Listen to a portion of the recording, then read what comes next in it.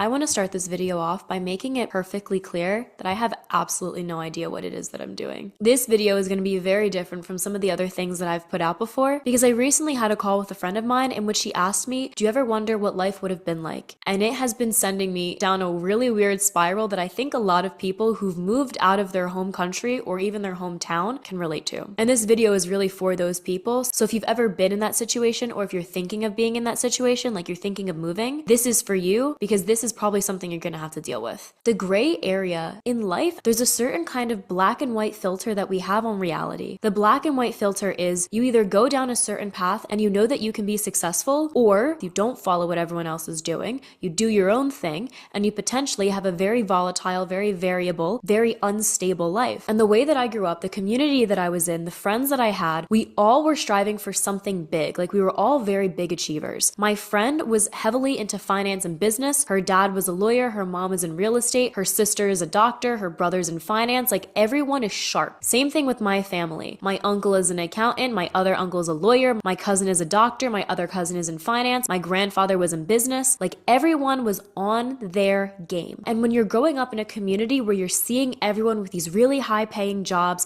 and they're balling out because they have these nice homes, they have these nice cars, they have these nice clothes, and you are the young person and you have all of the potential in the world, you're looking up to that and you're thinking like, okay, that's going to be my future. I have to make something of myself to prove that I'm as good as them, if not better. I'm worthy of it. And especially in my family, there was a lot of competition around who was doing what, how far was someone going. I was constantly hearing about, oh, well, your cousin over here is doing this. What are you doing? Oh, your cousin over here is doing that. What are you doing? And so I just found myself going with the flow of everything going on around me. And don't get me wrong, I did love medicine. But the main reason that I started studying it was because A, my father died, and he died a really, really painful death. And it was something that never really sat well with me. And I was like, I want to help someone else not have to bury a parent the way I did. But then the other part of it was like, I'm going to be making a good amount of money. I'm going to have a lot of prestige to my name and I'm going to prove my family proud. And so I just dedicated myself to it. I put in the time, I put in the hours, I shadowed in hospitals, I applied for internships, I went to a great university for a pre-medical program. Like I did everything that I was supposed to do because life was supposed to turn out the way that I wanted it to. And the way that I wanted it to turn out was in this black and white kind of filter. If I do X, I'm going to get Y. And up until 20 years old, it was exactly going to plan. I recently made a video about why I moved out to Spain, the exact conditions in which I was brought out here. So you can go see that whole backstory if you don't know what I'm talking about. But when I chose to come out to Spain, I completely veered out of the black and white path and I went into the gray. And I say the gray and not the white instead of the black because the gray area is one in which you can constantly see behind you. And if I want, I could take my out. Like if I really, really wanted to, I could go back to the US with my hat in hand